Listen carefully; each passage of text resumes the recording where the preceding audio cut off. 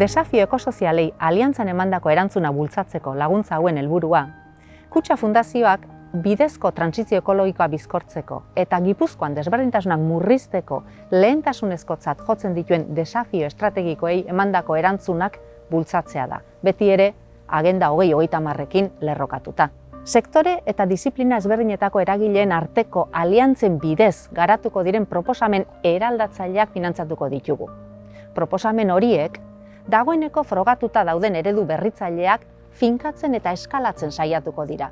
Beti ere ikuspuntu sistemikotik, Gipuzkoako gizarteak bereganatu ditzan.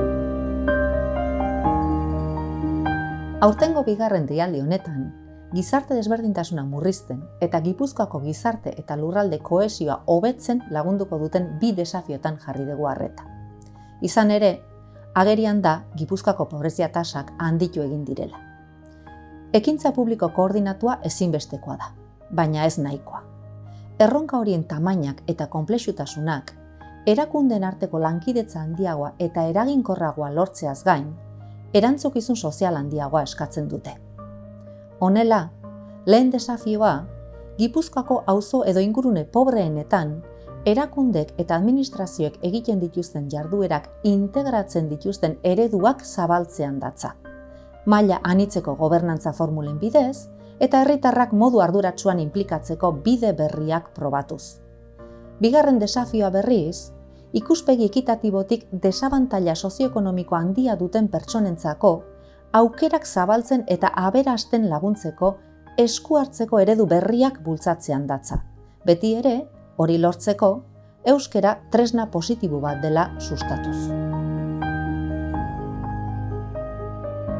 Laguntza hauek, Gipuzkoan jarduten duten eta irtenbide osagarriak eskaintzeko gai izango diren profil edota eremu desberdinetako eragilez osatutako aliantzei daude zuzenduta.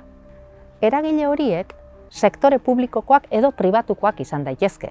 Hala nola, elkarteak eta fundazioak, unibertsitateak, lanbide heziketako ikastetxeak, zientzia, teknologia eta berrikuntzaren euskal sareko erakundeak, gizarte ekimeneko kooperatibak, eskualdeko garapen agentziak, enpresa klusterrak, elkargo edota elkarte profesionalak, eta abar. Edozein kasutan ere, irabazi asmorik gabeko erakunde batek koordinatu beharko ditu aliantza horiek, eta Kutxa Fundazioarekiko solaskidea izango da berau. Europar Batasuneko misioen metodologian inspiratu gera nolabait. Hala, babestu nahi ditugun proposamenek ikuspegi sistemikoa izan beharko dute. Hau da, hainbat ertzetatik begiratuz eta eraginez aritu beharko dira.